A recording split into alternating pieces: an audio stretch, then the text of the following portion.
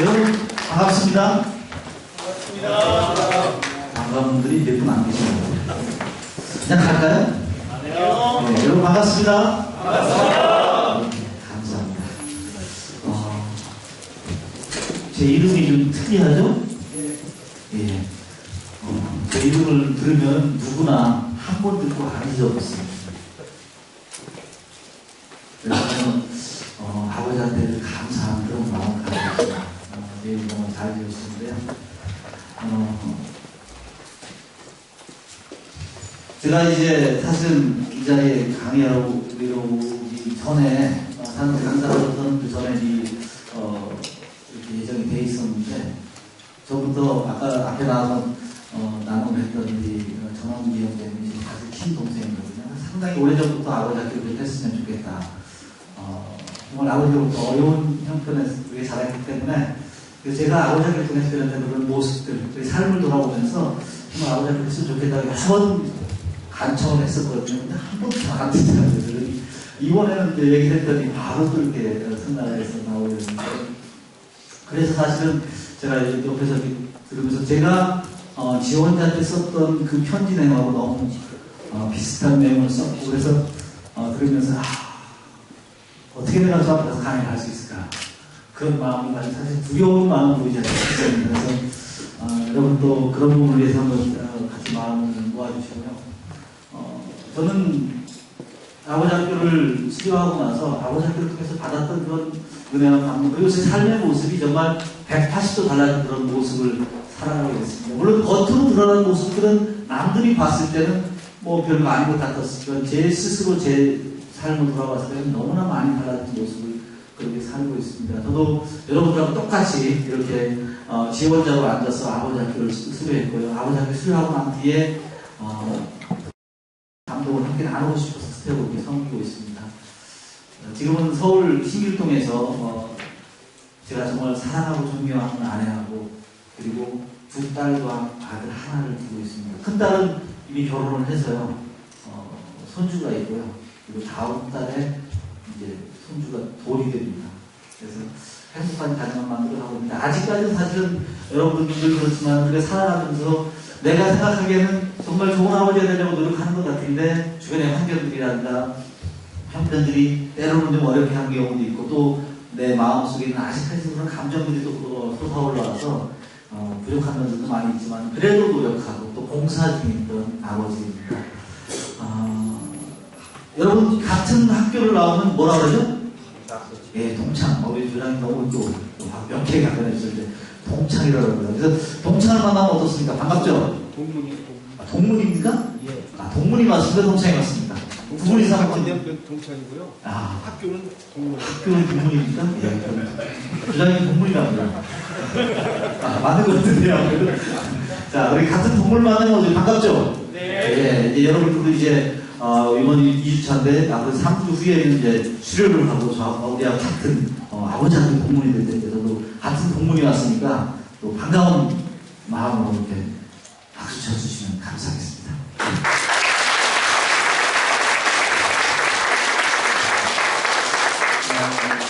우리가 세상을 살다 보면 참 어려운 것이 두 가지가 있다고 합니다. 그 중에 한 가지는요, 내 생각을 다른 사람의 머릿속에다 넣는 거고요. 그리고 또 한 가지는 다른 사람의 주머니에 있는 돈을 빼오는 거라고 합니다. 내 생각을 다른 사람의 머리에 넣는 사람을 우리는 선생님이라고 한다고 하더라고요. 그리고 다른 사람이 있는 가지고 있는 돈을 빼오는 사람을 어떤 사람은 사기꾼이라고 얘기를 하는데 그게 아니고 사장님이라고 얘기를 한 겁니다. 그런데 이 두 가지를 다 잘하는 사람이 있습니다. 누구지 아세요? 예, 모르는 척하고 쳐다보실 때 제가 할 말이 생깁니다. 우리 여기 아버지 학교 아니다 생각하고 이 두 가지를 다 잘하는 사람은 마누라라는 겁니다. 수긍은 잘 안 하신 것 같은데 아마 안 뺏겨오셔서 그럴 겁니다. 그리고요. 예? 아내라 그래. 손으로 해야 돼. 그렇습니까? 예. 그래서 아버지 학교지만 그 말씀 드렸잖아요. 예. 왜냐면 아내라 그러면 재미가 없잖아요. 그리고 이 선생님 말을 잘 안 듣는 아이는 공부하기 싫은 아이고요. 사장님 말 잘 안 듣는 사람은요, 돈 벌기 싫은 사람이랍니다. 그러면 마누라 말을 말씀대로 아내 말을 잘 안 듣는 사람은 뭐 어떤 사람일까요? 예, 맞습니다. 사귀시는 사람입니다. 정확하게 하시네요. 우리가 정말 이게, 다른 사람들하고 이렇게 얘기하면서 우리가 가지고 있는 생각들을 다른 사람하고 얘기하기가 참 쉽지가 않습니다. 우리 남자들은 특히 더 그렇죠. 또 아버지들은 더 그렇습니다. 그동안 살아왔던 삶 속에서 여러분들이 가지고 있던 그런 생활 습관이나 이런 것들이 이미 여러분들 어떤 생활을 좌우하고 있고 머릿속에 단단히 박혀 있어서 쉽게 변하기는 어렵습니다. 그래서 제가 아버지 학교를 하면서 늘 그런 부분 때문에 좀 염려하고 좀 걱정하는 부분들이 있는데, 여러분 이제 그런 것들을 한번 이 아버지 학교 오셔서는 내 그동안의 삶의 모습, 내가 그동안 가지고 있던 고정관념 이런 것들을 그냥 가지고 있으면 사실 변화가 일어나지 않거든요. 그래서 그런 것들 한번 다 내려놓고 한번 마음 탁 놓고 한번 그렇게 같이 생각하고 또 맞춰가는 그런 모습이 있었으면 좋겠습니다.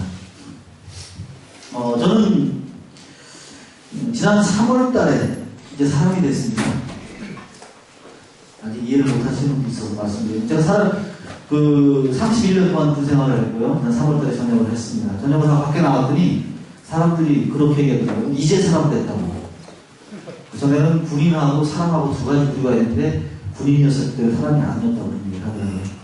31년 동안 군 생활을 하고 이제 전역을 해서 지금 이제 그 다음 달부터 이제 국방연구원에서 공부를 하고 있고요.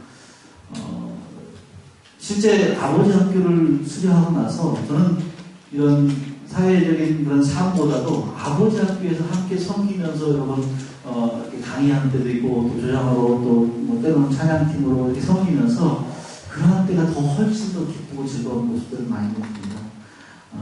비록 제 삶의 모습이 어렵고 힘들었지만 그런 모습을 가지고 나누면서 나보다 더 어렵게 느꼈던 그런 삶의 모습을 가지고 사는 그런 형님들도 계시고요.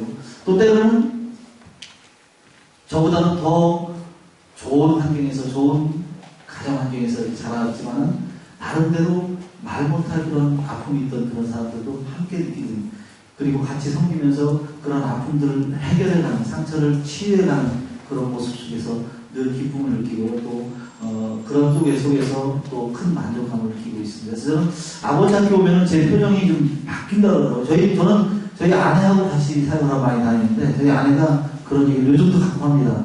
아버지 학교에서 그 모습처럼, 그 얼굴처럼 집에서도 했으면 좋겠다 이런 얘기를 하는데 아직은 좀 조금 부족한 면이 있는 것 같습니다.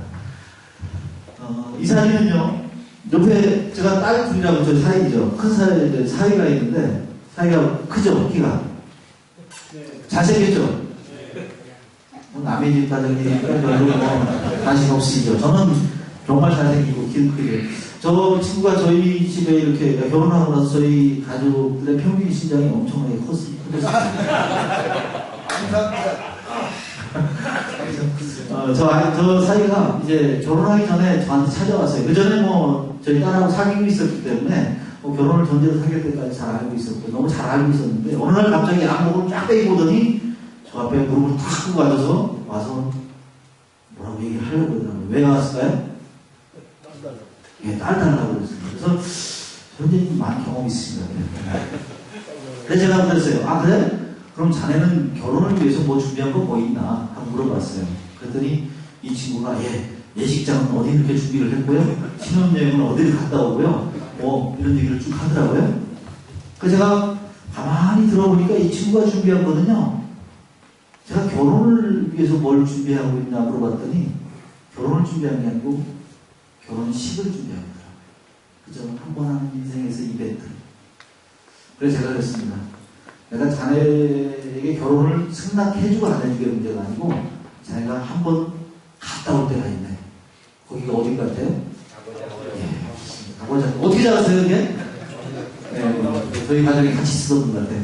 그래서 아버지 학교를 보내고 아버지 학교를 먼저 수료하고 그리고 나서 결혼을 승낙을 했습니다.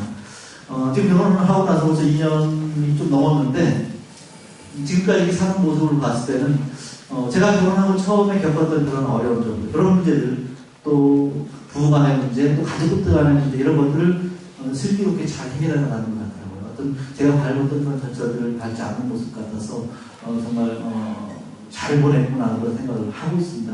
여기 계신 우리 형제님들, 연세가 드시는 형제님들도 딸을 출가시킨다든가 아니면 아들을 결혼시키려고 하는데 그 전에 저희 아버지 학교 프로그램 중에서는요 예비 아버지 학교나 결혼 예비 아버지 학교나 뭐 여러 가지 프로그램 많이 있는 거 알고 계시거든요. 그래서 그런 데를 통해서 한 번 정도 가정의 삶을 돌아보겠고 내가 이제 결혼하고 나면 어떤 가정을 꾸리고 그리고 어떻게 거기서 역할을 해야 될 것인가에 대해서 한 번쯤 생각하고 나갈 수 있도록 이렇게 하면 좋겠습니다. 저도 이제 이렇게 지금 아버지가 됐는데 한 여자를 알게 됐고요. 그 여자를 사랑해서 결혼을 했고 그리고 아이를 낳다 보니까 어떻게 아버지가 됐죠. 그리고 아버지가 되어서 아버지는 어떻게 해야 될 것인가. 그 모습은 우리 아버지가 했던 모습 아니면 주변에 있던 다른 아버지가 했던 그런 모습을 가지고 제 스스로 상당히 주관적인 판단을 가지고 이제 아버지의 역할을 해왔거든요. 그러다 보니까 상당히 어려운 점이 많이 있었습니다. 아이와의 관계에서도 그렇고 아내와의 관계에서도 그렇습니다. 여러분 그러한 부분을 한 번 더 깊이 숙고하면서 결혼을 하고 아버지가 된 분들은 그렇게 많지 않은 겁니다. 그래서 그런 시간을 한번 갖는 것들이 여러분 우리 자녀들에게 정말 좋은 기회가 될 수 있으니까 그렇게 했으면 좋겠습니다. 여러분 지난주에 주제가 뭐였었죠? 아버지의 영향력. 그렇죠? 아버지의 영향력은 뭐였습니까? 내가 좋든 싫든 우리 아버지의 모습을 나는 그대로 담고 있다는 거죠. 그대로 영향력을 받는다는 것입니다. 특히 내가 싫어했던 그 모습은 그대로 똑같이 닮아 있다는 것을 우리는 느낄 수 있다는 거죠. 때로는 그 아버지로부터 좋은 영향력을 받아서 긍정적으로 우리 삶에 적용하는 그런 분이 계실 수 있고요. 또 어떤 부분은 정말 부정적이고 잘못된 영향력을 받아서 그것을 그대로 내려보내는 그런 경우가 있다. 아까 우리 이민영 형님이신가요? 그죠? 예. 아버지로부터 정말 내가 그렇게 싫었던 모습이 나의 모습이었었고 그것이 더 싫어했었던 그 삶의 모습이었었거든요. 왜 그렇게 했어요? 그것이 바로 영향력이라는 거죠. 그래서 정말 좋은 것들을 긍정적인 것들은 계속 개선시켜서 발전시켜야 되겠지만 부정적인 것은 내 대해서 끊어야 된다. 그렇지 않으면 우리의 가문이 영원히 그러한 부정적인 영향 속에 놓일 수밖에 없다는 거예요. 그래서 아버지 학교를 통해서 우리가 그런 것들 한번 되돌려보는 그런 시간을 갖겠다. 이런 강의를 들으셨거든요. 그리고 영향력 중에서 아버지의 4가지 기능에 대해서 들으셨거든요. 들으셨죠? 네. 이제 지금부터는 그 책을 피려고 하는 거 보니까 기억이 잘 나십니다. 4가지 기능이 뭐뭐 있었죠? 예, 결속하기. 또 인도하기. 예, 우리 조장님 말씀하시면 이거 안 되는데요. 또 사랑하기. 예. 파송하기. 우리 형제님, 저는 이런 사람 보이는데, 우리 형제님 정말 목숨을 잘하신 것 같아요. 형제에게, 예, 우리 박수 한번 주세요. 여기까지를 일주일 동안 기억하는 분들이 그렇게 많지 않더라고요. 근데 아버지께 오셨으니까 아버지께 진행된 내용을 한번 이렇게 일주일에 4가지 정도씩만 머릿속에 기억하고 계시면 살면서 이렇게 적용하기 좋을 겁니다. 자, 결속하기. 그리고 사랑하기, 인도하기, 파송하기. 결속하기는 뭘까요? 축구 경기의 감독과 같은 우리가 결속하기를 정말 잘하는 사람의 예우는 2002년 한일월급에서 우리 한국팀의 감독을 맡았던 히딩크 감독을 예를 많이 들고 있습니다. 정말 각자의 선수가 아무리 유능을 할지라도 그것을 잘 결속시켜서 장점을 나타낼 수 있도록 하는 그러한 역할을 하는 사람이 필요하다는 거예요. 가정에서도 아버지의 역할은 그런 역할을 해줘야 된다는 거죠. 그리고 사랑하기는 뭐예요? 표현하지 않는 사랑은 사랑이 아니라고 얘기를 했습니다. 그래서 늘 표현하고 전하고 또 다가갈 수 있는 그런 사랑의 모습을 갖춰야 된다. 그리고 인도하기는 자녀들을 바른 길로 인도해야 된다는 것이죠. 우리가 말로는 아무리 인도하려고 해도 우리 자녀들은 아버지의 등을 보고 자라있기 때문에 여러분의 말로 우리 아이들을 바르게 인도할 수 없다는 것이죠. 아버지가 가는 그 길로 아이들을 따라가게 되고 아버지가 만나는 사람을 만나게 되고 그리고 아버지가 바라보는 것을 바라보게 된다는 것이죠. 그래서 아버지는 바르게 인도해야 된다는 거. 그리고 마지막 4번째가 파송하기입니다. 이제 잘 인도해왔던 그런 자녀들이 성숙하고 성장했으면은 이제는 결혼해서 독립시키고 세상으로 또 다른 가정으로 파송을 해야 되는데 그렇게 하지 못할 경우에는 뭐 헬리콥터맘이라든가 뭐 캥거루맘이라든가 그래가지고 부모가 그냥 주변에 계속 맴돌면서 결혼하고 뭐 다 떠나 보냈는데도 못 보내고 있는 그런 아버지들, 어머니들이 있다는 거죠. 그래서 자녀들이 결국은 더 어려운 의탁하는 그런 삶의 모습을 살기 때문에 잘 떠나보내야 된다. 이게 기억나시죠? 예. 그러면 큰 소리를 한번 읽어보겠습니다. 시작. 결속하기, 사랑하기, 인도하기, 파송하기. 네 가지를 잘 생각해 볼 수 있도록 하시기 바랍니다. 오늘의 주제는 뭐죠? 아버지의 남성이라는 주제를 가져갑니다. 자, 우리 남성 그러면은 우리 장호수 형제이신가요? 장호수 형제님, 남성 그러면 가장 먼저 떠오르는 이미지가 어떤 이미지가 떠오르습니까? 건강한. 우리 형제님 명세 장모님, 형제님 남성 그러면 제일 먼저 어떤 이미지가 떠오르세요? 그렇게 쳐다보시면 제가 상당히 깊게 쳐다보시는데 알겠습니다. 제가 다 묻겠습니다. 우리 이태수 형제님은 남성 그러면 어떤 이미지가 떠오르십니까? 강한 거. 네. 아마 대부분이 그렇게 할 겁니다. 남성 그러면 상대적으로 여성과 비교해서 강하고 세고 크고 뭐 이런 것들을 많이 생각하게 될 겁니다. 그렇다면 오늘은 그러한 이미지가 우리가 알고 있는 남성이라는 것이 정말 맞는지 한번 생각해 보도록 하겠습니다. 남자가 발전하는 단계가 있습니다. 맨 처음에 우리가 아이가 태어나는 여자아이 그리고 남자아이라고 얘기합니다. 그리고 그 남자아이가 육체적으로 좀 자라게 되면 남성이라고 하죠. 그리고 그 남성이 이제 한 사랑하는 여자를 만나서 결혼하게 되면 남편이 됩니다. 그리고 그 남편과 사랑하는 아내 사이에 아이가 태어나면 비로소 아버지가 된다는 것이죠.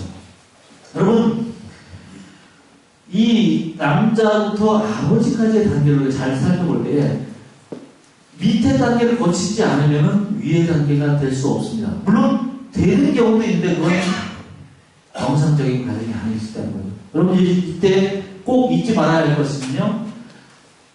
물론 남자가 되고 남성이 되고 남편이 되지만요. 남편이 먼저 되고 나서 아버지가 되어야 된다는 것입니다. 요즘 많은 가정들이요. 남편이 먼저 되지 않고 아버지가 되는 경우. 결국은 남편으로서 아내와의 관계가 잘 친밀하게 맺어지지 않는 상태에서 아버지가 되면요. 세상, 이게 살면서 부모로서의 모습만 사는 거죠. 아버지로서의 모습으로, 부모로서의 모습으로 살고, 부모로서는 제대로 살지 못한다는 거죠. 이런 경우에는 어떤 경우가 생길 수 있냐면요. 이제는 부모로서 자녀와의 관계에서만 열심히 좋은 관계를 맺고 좋은 아버지가 되려고 노력을 많이 한다는 거죠. 그런데 남편으로서는 제대로 역할을 잘 하지 못하게 되는 겁니다. 그러면은, 여러분 어떤 경우가 있냐면요. 여러분들이 아무리 자녀와의 관계를 잘 맺어놔도요. 시간 가지고 잘 뭐 용돈도 주고 같이 놀아주고 해서 좋은 관계가 되고요. 아내하고의 관계가 좋지 않아서 아내가 남편을 별로 좋지 않게 생각하면은 아빠가 술 먹고 조금 늦게 들어온다. 그러면 애들도 나한테 뭐라 그러지 아세요? 그 인간 또 술 처먹고 늦게 들어온다. 그러면 아이들은 누구랑 더 오랜 시간 있습니까? 엄마하고 오랜 시간 있습니다. 그러면 아버지는 누가 될까요? 그래서 아내와의 관계를 잘 정립을 해놔야지만 그 인간이 안 될 수가 있는 거예요. 제가 이제 아버지 학교 중에서 국군 예비 아버지 학교라고 해서 병사들을 상대로 이제 결혼하지 않은 병사들 상대로 예비 아버지 학교 2박 3일 동안 이렇게 합니다. 그런데 그런 그 아버지 학교 할 때에 한 병사가 그런 얘기를 했습니다. 저희 앞에 나와 소개하는데 저희 아버님은요. 정말 성실하고요. 열심히 일하시고 훌륭하신 분입니다. 정말 근면하시고 정직하신 분입니다. 막 얘기를 하는 거예요. 그래서 그래요? 그럼 아버님 지금 뭐 하십니까? 그랬더니 돌아가셨대요. 그래서 언제 돌아가셨어요? 그랬더니 저 태어나기 전에 돌아가셨습니다. 유목자였던 거예요. 그런데 여러분 생각해보세요. 한 번도 아버지를 보지 않았는데 그 아버지가 정말 훌륭하고 정직하고 열심히 근면하게 성실하게 산다는 것은 어떤 할수 있었을까요?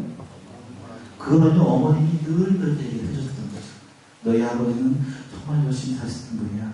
정말, 정직한 분이셨고, 근면하신 분이야. 너도 그렇게 살아야 돼. 너는 그렇게 살 거야. 그 아이는요, 자라면서 우리 아버지에 대한 이미지를 한 번도 보지 않았던 이미지를 그렇게 가질 수 있다는 것입니다. 어머니와의 관계는 그런 의미에서 상당히 중요한 역할을 할 수 있다는 거죠. 또 한 가지 잊지 말아야 할 것은요, 부모로서만 살고 부부로서 살지 못하게 되면요, 나중에 자녀들이 결혼해서 떠나버리고 난 다음에 어떤 현상이 벌어지냐면요, 아내와 상당히 서먹서먹한 관계가 되는 거죠. 이제 연세가 드신 우리 형제님들, 자녀하고 열심히 정말 행복하게 잘 살아왔어요. 근데 아이들이 어느 날 결혼해서 다 떠나갔습니다. 부부만 남았어요. 덩그러니 큰 방에 둘이 앉아있으면 왠지 어색한 겁니다. 남의 집에 와 있는 것 같고. 뭐 어떻게 뭘 해야 될지 모르는 거예요. 부자연스럽고. 그러면 어떻게 됩니까? 둘이서 각자 딴 일을 하러 다닙니다. 집에 가도 싫고, 집이 따뜻하지 않은 거예요. 정부 수가 없는 거예요. 그래도 나타나는 현상이 맞습니다. 황혼이온입니다. 그래서 황혼이온이라는 가장 큰 이유는요, 부부로서 먼저 끈끈한 관계를 맺어서 사랑하는 관계가 되어야 되는데 그렇게 하지 못하기 때문입니다. 그래서 여러분, 남편으로서 먼저 잘 사셔야 됩니다. 이런 관계를 충분히 아시고, 남자로부터 남성, 남편, 아버지의 이런 단계가 있다는 걸 아시고, 오늘은 이 남성에 대해서 집중적으로 알아보게 될 겁니다. 그리고 이 본편에도 보듯이 남자로서 최고의 자리는 바로 아버지로서의 아버지라는 다른 것을 잊지 마시기 바랍니다.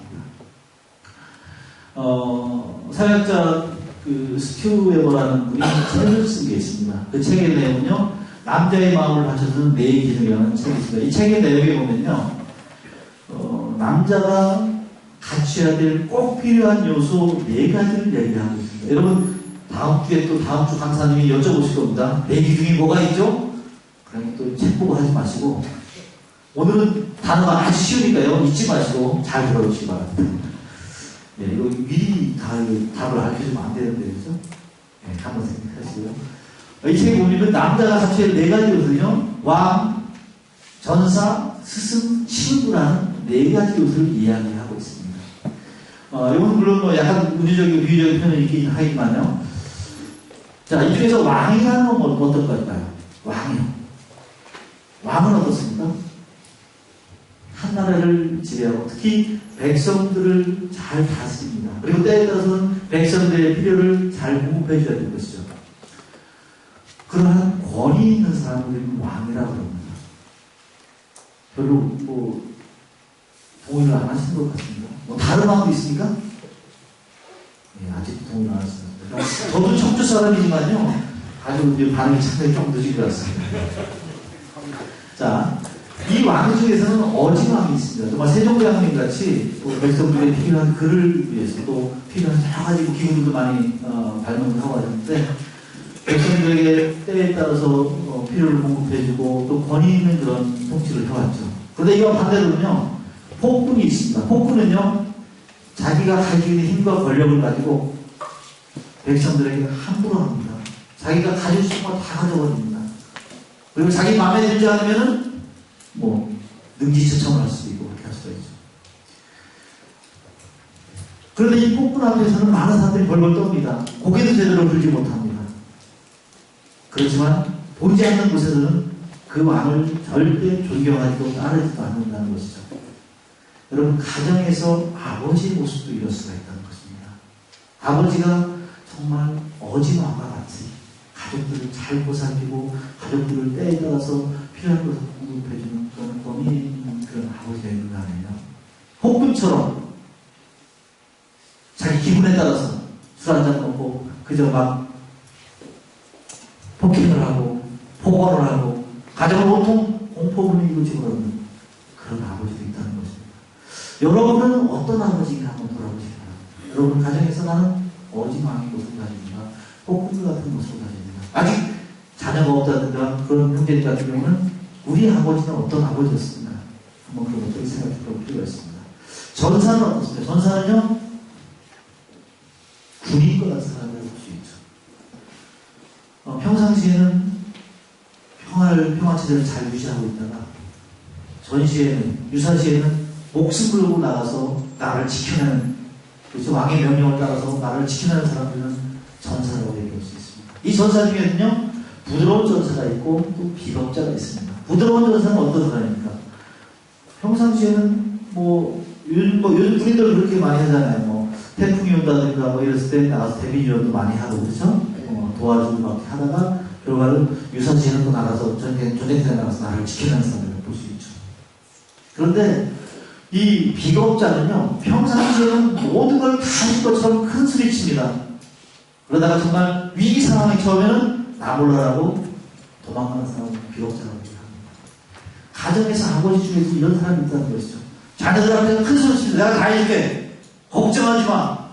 그래 놓고 나서 정말 가정에 어려움이 있을 때 그것을 나는 정말 책임지도 않고 아내한테 떠넘겨놓고 아이들 너희들 먹대로 하라고 그런 아버지도 있다는 것입니다. 여러분의 모습은 어떤 모습인가 한번 생각해 보시기 바랍니다. 스승은 어떻습니까? 스승은요, 많이 아는 사람이죠. 그리고 잘 가르치는 사람입니다. 때로는 본을 보이는 사람이죠. 멘토라고 할 수가 있습니다. 그런데 이 스승 중에서는요, 정말 참된 스승이 있습니다. 요즘은 혹시 뭐 교계에 있는 분이시면 죄송하지만 참된 스승이 없다고 그냥 선생님만이지 스승은 없다 이런 얘기도 있습니다.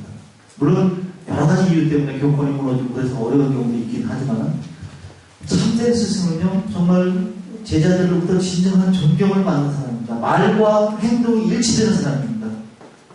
제자들 앞에서 바르게 정직하고 정말 열심히 살아가는 말을 하면서 본인도 그러한 모습을 보이는 선생님, 그런 선생님이 정말 존경할 만한 그런 분이죠. 그분을 참된 스승이라고 합니다. 그와 반대의 말이 위선자입니다. 말과 행동이 전혀 다르죠. 제자들 앞에서 정말 너희는 정직해야 된다 하고서는 자기는 뒤돌아서서 다른 마음을 보면서 아마 얼마 전에 몇 년 전에 우리나라의 그 영화 중에서 뭐 소설로 나온 그 영화인데 도관이라는 영화 혹시 보셨습니까? 아마 안 보셔서도 많은 분들이 내용을 알고 계실 겁니다. 그 도관이라는 그런 영화에 나와 있는 그 교장 선생님 같은 그런 사람, 그런 분들은 위선자라고 할 수 있죠. 정말 주변에 많은 사람들부터 정말 존경받고 많은 부재활동을 한 좋은 선생님이라고 알려져 있던 그가 사실은 아무도 보지 않는 곳에서는 말도 할 수 없는 그러한 장애를 가진 그런 어린 제자들에게 차마 입에 담지 못할 그런 행동을 했던 사람이죠.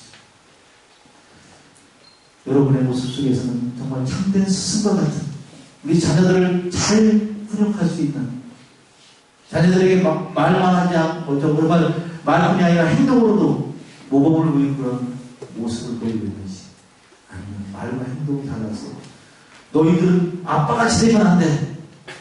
술 먹고 앉아가지고 쫙 앉혀놓고 그런 모습은 아니라고 생각해보십시오. 친구는 어떻습니까? 어려울 때나 슬플 때나 기쁠 때나 늘 함께하는 그리고 약속을 지켜가는 그런 사람들이 친구라고 얘기를 합니다. 친구 중에는 정말 그런 다정한 친구, 내가 힘들고 어려울 때 언제든지 늘 같이 있는 그런 친구, 약속한 거 있으면 꼭 그런 약속을 지킬 수 있는 그런 친구, 이런 친구를 다정한 친구라고 합니다. 그렇지만 배우기에도 그렇죠. 말만 하고 또 자기의 입맛에 맞지 않으면 돌아서는 배신자와 같은 그런 친구도 있을 수가 있습니다. 우리의 모습이 아버지로서 나는 우리 자녀들과 어떠한 모습의 친구의 모습을 가지고 있는지 한번 생각해 보시기 바랍니다. 자, 여기 봤을 때 왕정사 스승 친구 이 네 가지를 여러분 들으셨죠? 이 네 가지에 대해서 나는 어떠한 모습인지 어떤 아버지의 모습을 가지고 있는지 한번 생각해 보시고요. 왕정사 스승 친구요. 이 네 가지는요. 중요한 건 뭐냐면 골고루 균형적으로 갖추고 있어야 된다는 것이죠. 이 네 가지는 한 집을 이루는 큰 네 개의 기둥과도 비슷합니다. 기둥 중에서 여러분 집에 하는 큰 건물 기둥 중에서 한 두 개만 있고 두 개는 없다. 그럼 어떻게 될까요? 그렇죠. 그건 뭐 집이라고 할 수 없습니다. 그 안에 누가 들어가 살려고 하겠습니까? 또 어느 기둥은 높고 어느 기둥은 낮고 그렇다면 어떻게 될까요? 거기 불안해서 누구 들어갈 수 없습니다. 아니면 뭐 자동차 바퀴라고 생각할 수 있어요. 자동차 바퀴가 두 개는 있고 두 개 없다. 갈 수 없죠. 아니면 어느 바퀴는 크고 어느 바퀴는 작다. 거기 누가 타려고 하겠습니까? 뻥크만 가도 더 넓어서 못하는데, 그렇죠? 그래서 이 네 가지를 균형적으로 골고루 갖추고 있어야 된다는 거죠. 요즘 매스컴이나 이런 데 보면요, 아버지의 역할, 좋은 아버지의 역할. 여러분, 저거 많이 보시죠. 요즘 그 뭐죠? 아빠 어디가? 그렇죠? 그걸 보시면서 많은 분들이 그런 모습을 보면서 뭐를 느낄까요? 좋은 아버지의 모습은 어떤 모습이라고 생각할까요? 이 네 가지 중에서 친구로서의 모습을 많이 가지고 있죠.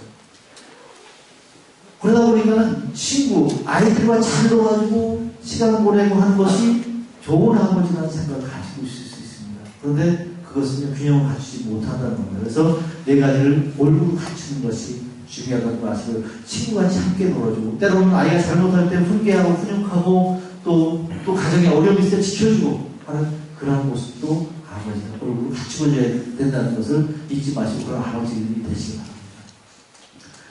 그리고요, 이 왕정사 스승 친구 이 네 가지를 한 마디로 주면 그것이 바로 아버지라는 것을 잊지 마시기 바랍니다. 이제는 제가 남성 문화에 대해서 말씀드리고자 합니다. 여러분, 문화라는 건 뭡니까? 문화는 우리의 삶과 밀접한 관계를 가지고 있습니다. 그리고 마치 우리 공기와 같아서 우리가 생활하는 그 자체를 문화라고 할 수가 있습니다. 이 문화 중에서는요, 건전하고 잘된 바른 문화는요, 우리가 남성이라고 하면 갖춰야 될 남성으로서의 문화를 가지고 그렇게 생활했을 때에 정말 존경받는 그런 아버지가 될 수 있고 사랑받는 그런 남편이 될 수가 있습니다.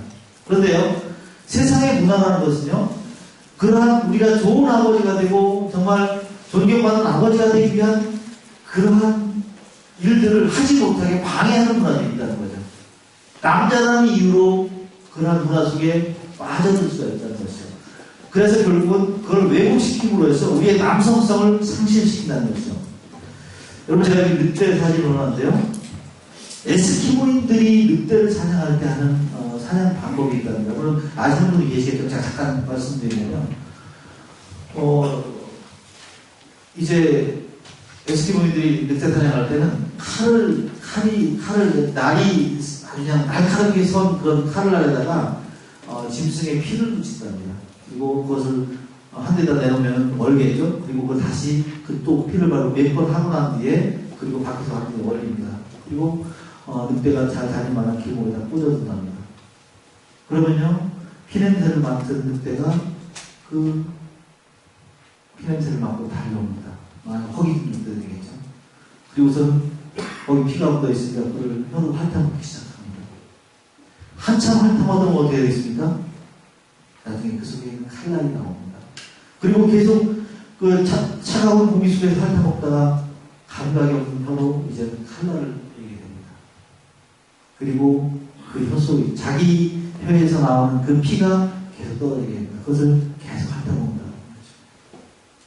그러다가 결국은 너무 많은 피를 흘려서 그 자리에서 쓰러져서 죽게 된다. 여러분, 이 남성 문화라는 것은요, 우리가 살아가는 삶 속에서 그 문화 속에 빠져서 결국은 잘못된 것을 처음에는 인식을 하고 있다가도 그 속에 파묻혀서 괜찮겠지 이 정도는 괜찮을 거야 하면서 완전히 왜곡된 문화가 참된 문화인 걸로 알고 그래서 그 속에 파묻혀집니다. 결국은 자기 자신의 존재감이나 남성성까지도 완전히 상실하고 가족들을 어렵게 하고 결국은 가정을 가장 어려운 지역으로 몰아갈 수 있다는 거죠. 그런 의미에서 한번 생각해 보시고요. 지금부터 제가 남성 문화 9가지에 대해서 말씀드릴 것입니다. 이게 잘못된 남성 문화라고 할 수 있는데요. 이 9가지를 한번 들으시면서 여러분들에게 개인별로 기본적으로 제가 10점을 드리겠습니다. 기본적으로 10점을 드리고요. 그리고 각 남성 문화별로 듣고서 판단해서 내가 이 문화에는 많이 속한다. 그럼 10점. 적게 속한다. 그러면 9점을 주십시오. 그러면 최하 19점부터 100점까지 이렇게 쏠 수가 있어요. 그래서 그 내용을 가지고 있다가 끝나도 우리 조장님과 함께 나는 몇 점이다. 그리고 어느 문화에 내가 가장 많이 해당된다. 그런 것들에 대해서 한번 나눴으면 좋겠습니다. 첫 번째로 볼 것은 체면 문화입니다. 양반 문화라고 얘기를 할 수가 있죠. 체면 문화라는 것은요, 남을 인정하고 존중하는 것이 아니라 남 때문에 내가 조정되어지는 그런 문화입니다. 여러분들 양반 그러면 어떻죠? 비가 와도 뛰어서는 안 되는 거죠. 그렇죠? 배고파도 냉수 마시고 이빨 주시면서 나와야 되는 그런 것입니다. 이것은요, 외형이 중시됩니다. 겉모양이 뒤집힌다는 것이죠. 허세와 거짓된 삶이 있고요. 결국은 그것 때문에 때로는 부족하고 어떤 불평한 그런 삶을 살게 되고, 때로는 우리의 가족들도 나의 삶의 도구로, 나의 출세의 도구로 사용하는 그런 모습이 나타날 수 있다는 거예요. 한번 보실까요? 여러분, 일단 우리나라 사람들 이 체면문화에 얼마나 많이 빠졌습니까? 지병, 작은 아파트보다 요즘은 작은 아파트가 또 더 선호하는 분들도 있다고 하는데, 큰 아파트 좋아하죠. 차도 큰 거 좋아하고요. 제가 가끔 이렇게 강연을 하는 경우가 있어요. 부대에서 일이 있어서 가는 경우. 전에 한 번은 서울의 큰 호텔에서 워크숍이 있어서 제가 주 강사로 거기 가서 이렇게 참석하게 돼 있었는데, 그때는 제가 티코를 끌고 다닐 때거든요. 뭐 지금은 제가 차들이 뭐예요?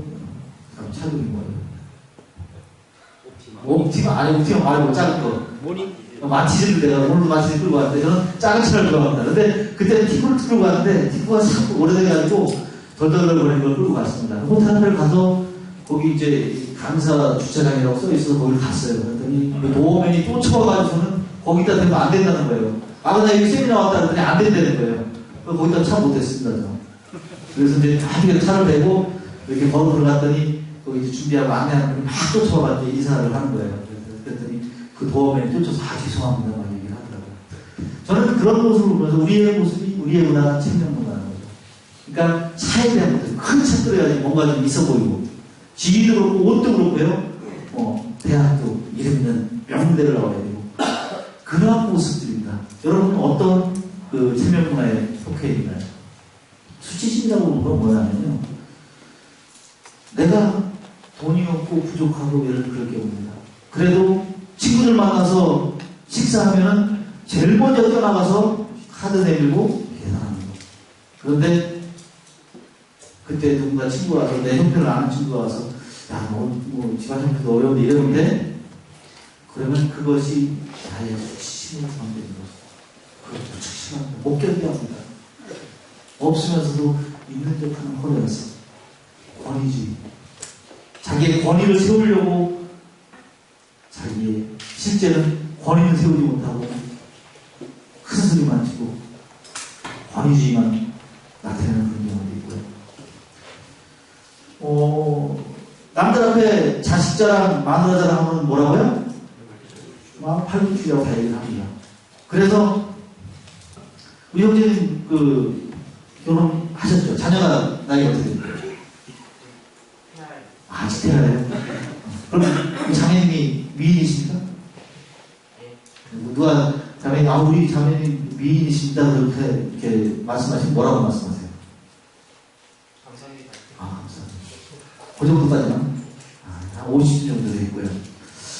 근데 옛날 분들은 그렇습니다. 예를 들어서, 사모님이 미인이십니다. 그러면은, 이거요? 다 화장빨이에요. 우리 아들이 참 듬직하게 잘생겼습니다. 그러면은, 이 자식 이거요? 허우대만 멀쩡하지 머릿속에 들은 건 없어가지고, 공부 지지도 안 해요. 그렇게 뭔가 깎아내려면 그것이 겸손한 줄 알아요. 그런데요, 그런 말을 할 때 우리 가족들은 더 큰 엄청난 상처를 입는다는 것이죠. 그래서 어떻게 해야 되느냐면요, 지금 말씀드렸어요. 미인이신다면, 감사합니다. 저희 아내요, 조금만 더 나가십시오. 저희 아내요, 얼굴도 이쁘지만요, 음식 솜씨 끝내줍니다. 저희 집 한번 어디 오십시오. 저희 아내가 정말 맛있는 음식 한번 대접해드리겠습니다. 그러면요, 진짜 음식 잘하십니까? 못하십니다. 그래도요, 그 말씀을 듣는 순간에 자매님은요, 그 다음부터 요리하고 다니실 겁니다. 만약에 오면 어떻게 해요, 그죠? 그래서 맛있게 음식 준비할 수가 있다는 거죠. 아들도 마찬가지죠. 그렇게 얘기할 것이 아니고, 정말 공부를 못하고 안 한다 하더라도 아들이 잘하는 부분이 있습니다. 우리 아들요, 잘생겼죠? 멋있죠? 이는요, 운동 정말 잘합니다. 친구들하고 농구하면요, 애가 캔입니다. 이렇게 얘기해 주십시오. 자녀가 잘하는 것들 얘기하는 것. 그런 것이 체면문화가 아니에요. 진정한 것은 있는 것은 있는 것 그대로 나타내줘야 되는데, 그렇게 하지 못하는 것이 체면문화라고 할 수 있습니다. 우리가 한 가지 영상을 보고 들어가겠습니다.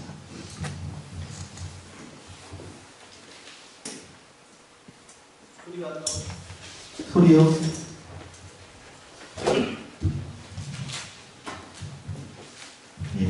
소리가 안 나옵니다.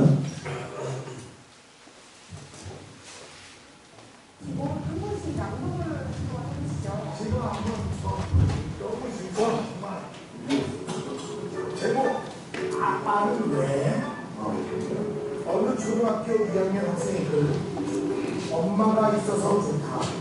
나를 이뻐해 주어서. 냉장고가 있어서 좋다. 나에게 먹을 것을 주어서. 강아지가 있어서 좋다. 나랑 놀아주어서. 아빠는 왜 있는지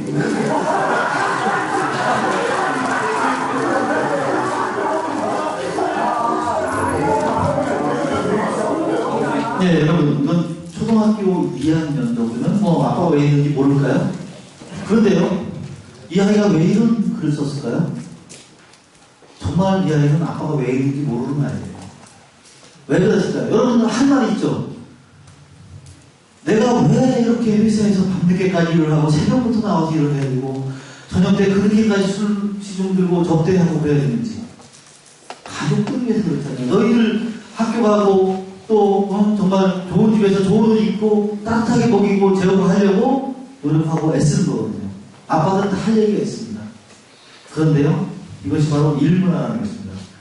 여러분, 일문화에 빠지면요, 제가 서두에 그런 말씀 드렸죠. 자녀들하고의 관계에서 신뢰가 깨질 수가 있다는 거죠. 아이들이 아빠 놀아줘. 그래, 아빠가 좀 바빠서 이번 주말에 그러고 다음 주말에 놀러 가자. 또 다음 주말에 되면 오늘 또 갑자기 일이 생겨서 회사 갔다 와서 놀자.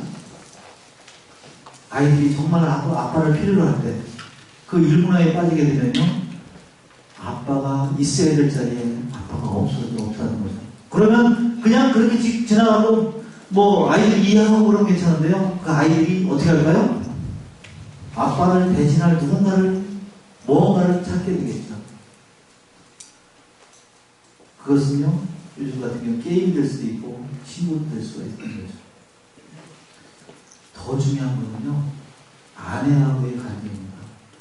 남편이 있어야 될 자리에 있지 않고 정말 대화가 필요해서 이야기하고 싶은데 그 아내가 있어야 될 자리에 있지 않아. 아내가 필요할 때 있어지지 않으면요, 아내는 남편이 아닌 대신할 그 무언가를 찾을 수 있다는 거죠. 여러분, 일문화에 빠졌을 때 진정 아버지의 역할은요, 누구도 대신해 줄 수 없다는 것을 깨닫기 바랍니다. 여러분이 정말 잘 갖춰놓고 모든 것을 다 갖춰놓고 나서 자녀의 관계를 갖는다고 할 때는요, 이미 자녀들은요, 아버지가 아닌 다른 누군가가 그것을 대신할 수 있다고 생각할 수도 있다는 것이죠. 그런 측면에서 여러분, 일문화에 나는 얼마나 빠져야 되는지 한번 생각해 보시고요. 다음으로는 음주문화입니다. 우리나라의 많은 아버지들이 가지고 있는 정말 대표적인 문화라고 할 수 있습니다. 남자는 술 잘 마셔야지 남자다고 그러고요.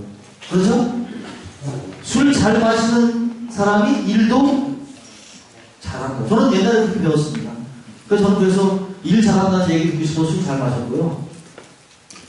밤에 열심히 술 마시러 다니고 그렇게 했었습니다.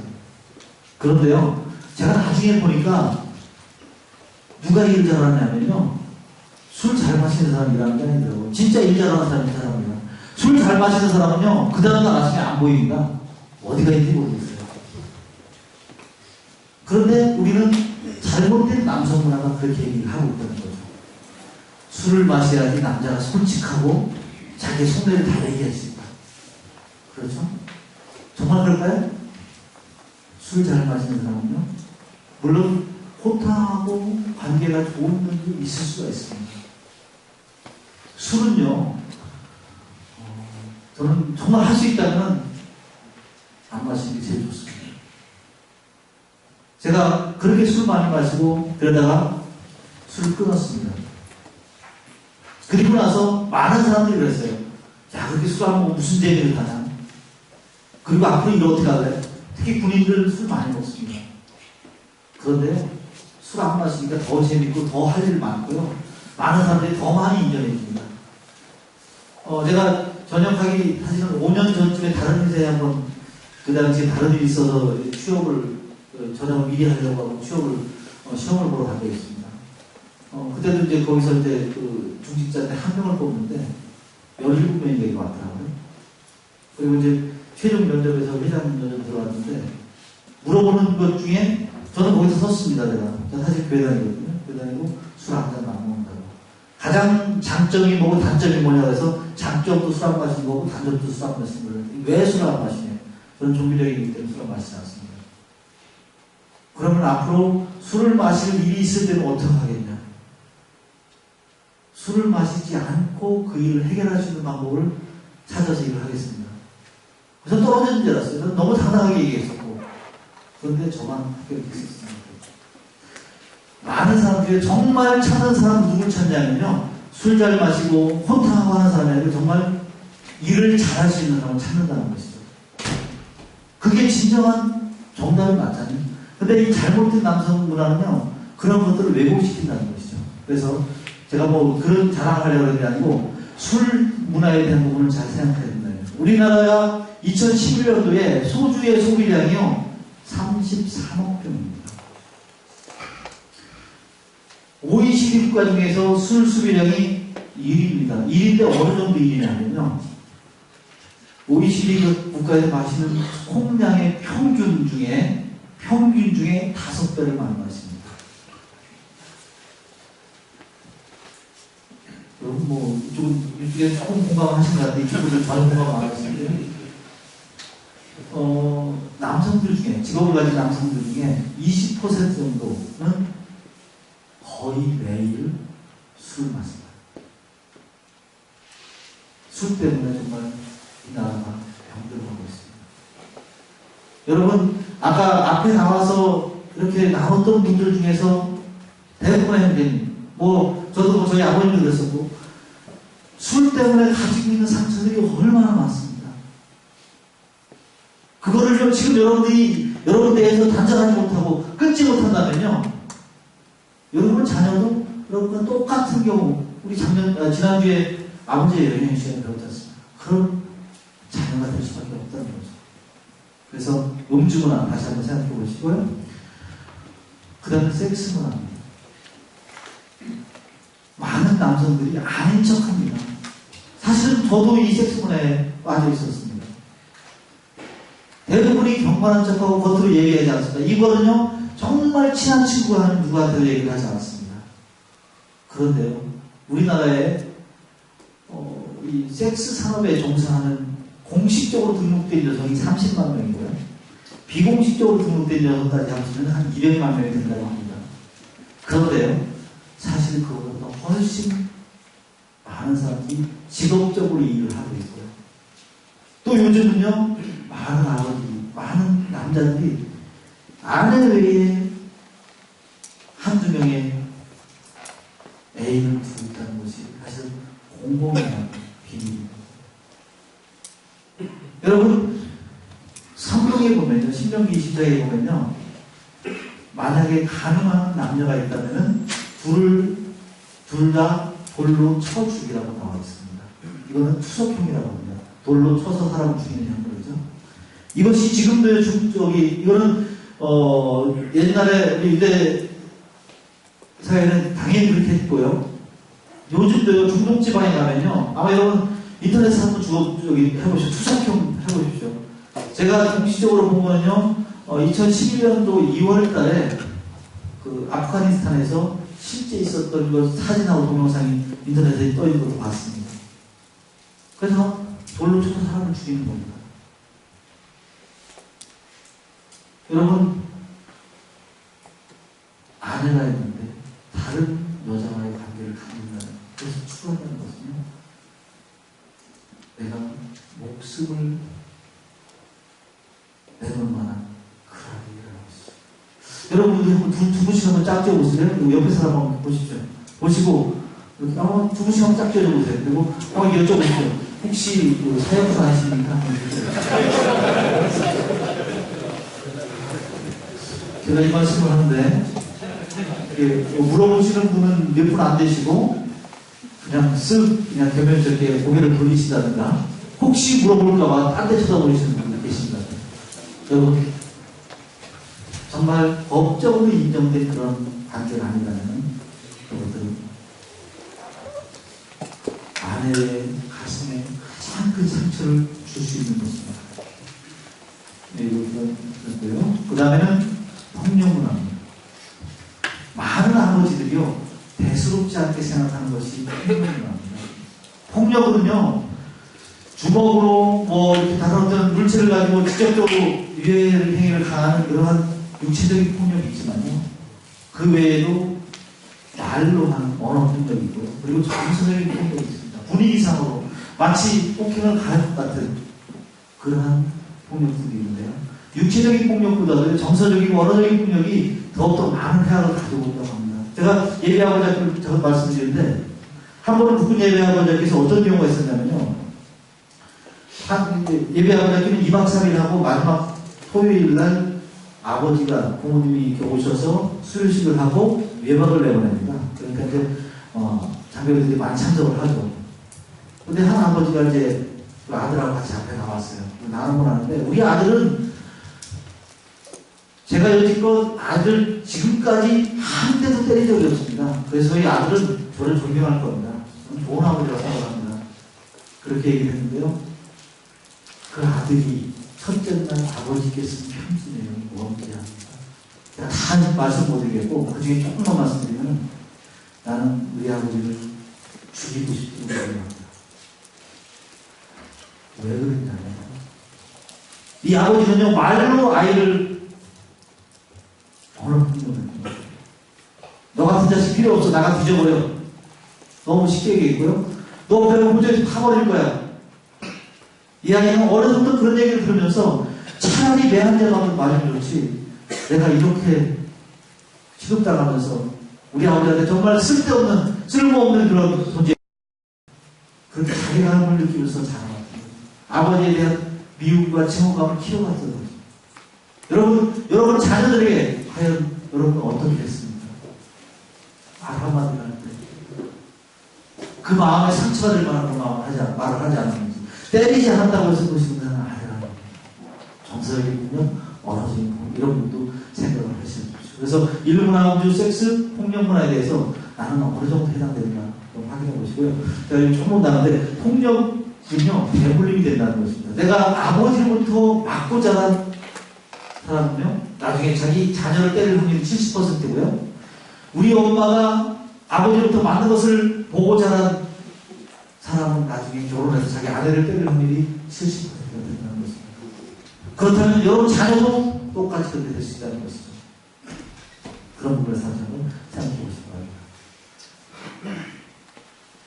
넘어가도록 하겠습니다.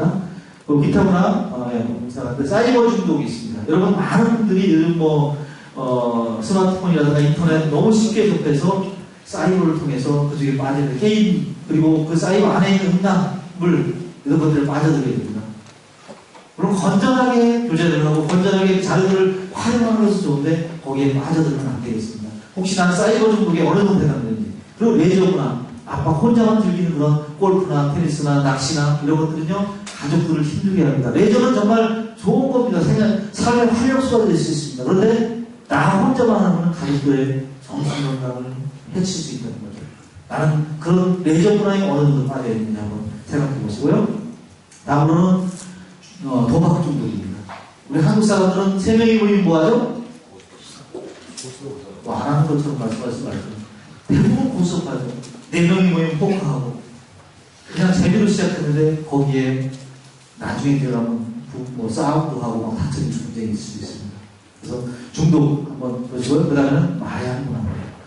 마약? 저거 내가 얼마나 해당될까 생각하는 분들 많이 있습니다. 그런데요, 우리나라가요, 해마다 3배씩 증가하고 있습니다. 마약의 사용이.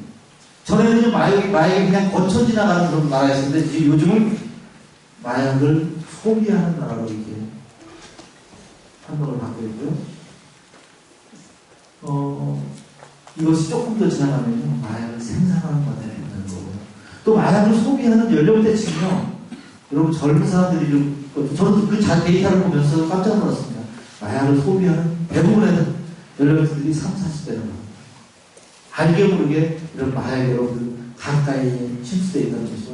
저는 이 마약이 하나의 중독인데 그 중에 또 잊지 말아야 할 것은요, 여러분 담배 피우시는 분들 계시죠? 이것도 하나의 마약 중독에 속할 수 있다는 것이죠. 요즘 많은 분들이 만나면 그런 얘기 많이 해요. 아직까지도 담배를 피우십니까? 아직도 피우십니까? 그런 말씀을 많이 하시는데 그런 것도 한번 이곳에 한번 생각해 봤으면 좋겠습니다. 제가 9가지 남성 문화에 대해서 말씀드렸습니다. 제명 문화, 일문화, 음주, 섹스, 폭력, 사이버레저, 마약, 도박까지. 물론 이 외에도 다른 문화들이 더 있을 수가 있습니다. 그런데 이제 이 최강에서 9가지를 말씀드렸는데, 지금 이 시간에는 이제 여러분 점수 매기를 맞죠? 나는 어디 많이 일하는 이걸 가지고 우리 테이블에서 우리 조장님과 함께 한번 나눔을 나눴으면 좋겠습니다. 나는 어느 문화에 많이 속해 있는가? 그리고 그 문화들로부터 나는 이번 아버지 학교를 위해서 내가 어떤 결단을 가지고 뭐를 좀 이렇게 좀 정리를 했으면 좋겠다. 이런 생각들을 가지고 한번 이 시간 나눠봤으면 좋겠습니다. 예, 전반부 여기까지 마치도록 하겠습니다.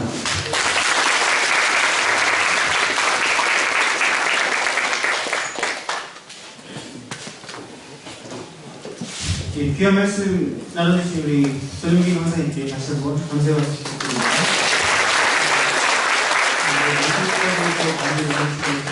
저희 주별로 조자를 중심으로 해서 이렇게 앉아주시고요. 남편에 대해서 남은 시간은 25분입니다.